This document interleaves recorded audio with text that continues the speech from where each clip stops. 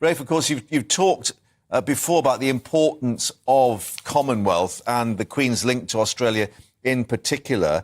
Even though they've made this decision on the banknote, that will continue on the coinage.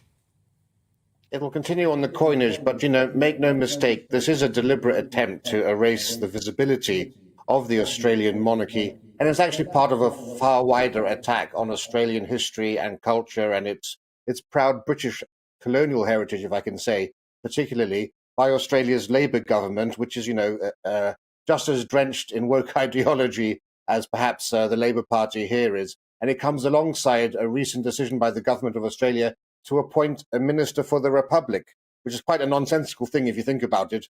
One of Her Majesty's Ministers of the Crown, a member of Her Majesty's Australian government, being a Minister for the Republic.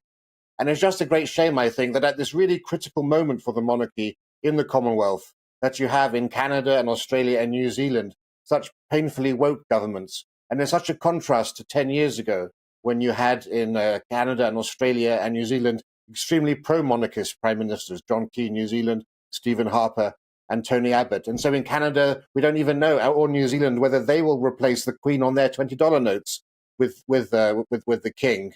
And I just think it's a huge shame. But the arguments that they put forward, the Reserve Bank of Australia and the government say that they want more Aboriginal representation. Well, fine. There are already Aboriginals represented on 3 of the 5 denominations of notes. The back of the $5 note that we're talking about here displays the Australian Parliament. I'm sure many Australians, given their low standing view of the Australian Parliament people, would much prefer to see that used for this. But uniquely, Australian notes have 2 faces on each note. So they have 10 faces on their notes, or 9 actually, because the 5 only has 1. No other country has so many people that could be depicted on notes. There's clearly enough space for the King to be represented if they wanted. No, there's a wider agenda at play here.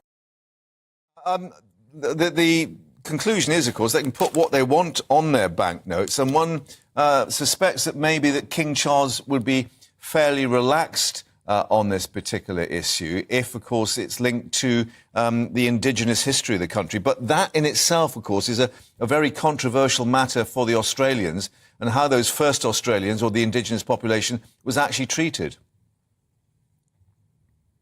You're right, and certainly huge wrongs were done to the Aboriginal and Indigenous peoples.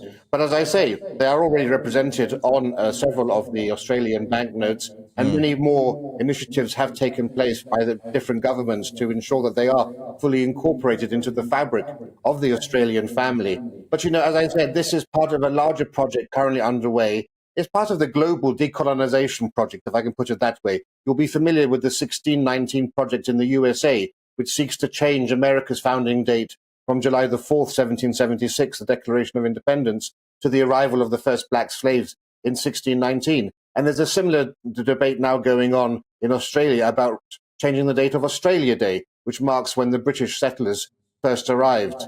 And, this whole attempt at trying to decolonize Australia is really just a reluctance to appreciate that it's thanks to Australia's British heritage that it's one of the world's richest, most successful, most stable countries. And if you want to go full decolonization, then why don't you get rid of democracy, get rid of the constitution, get rid of the economy, get rid of all the universities and education system and hospitals and medicine, all the things that make Australia, a great nation around the world, are due to its colonial inheritance. There are other ways in which you can incorporate Aboriginal culture into society without abolishing the monarchy.